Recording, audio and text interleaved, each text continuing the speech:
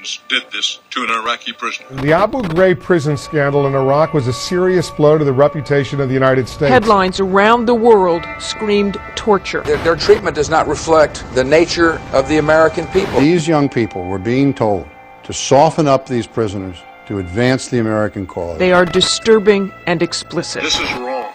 This is reprehensible. Forced into sexually explicit poses. Problems that were instituted at the time of Bush have not been cleared at the time of Obama. If you were in there now, in Guantanamo, would you go on hunger strike? Absolutely.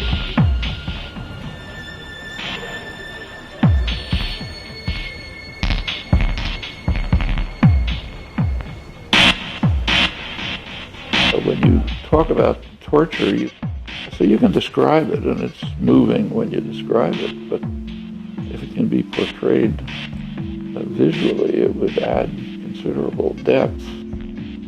Hello, my name is David Schwiddick. I'm an artist, designer, and filmmaker working in New York City. I'm also the creator of Redact This, Artists Against Torture. Redact This is a collective artistic response to acts of torture at Abu Ghraib, Guantanamo Bay, and various CIA black sites. Art is a very powerful tool to really inspire people to work for change. The art that has been compiled for this project is, I think, an absolutely fantastic cross-section of all the people who have tackled this through that medium. It's a living work that tells us and shows us and hits us viscerally of why torture is illegal, why it's immoral, and why it's unacceptable politically. One of the ways to bring this to people effectively is through artistic work. Imagery can be incredibly critical in how we turn popular opinion in a direction toward decency and morality. A lot of the work that's been done on the subject of torture in the context of the war on terror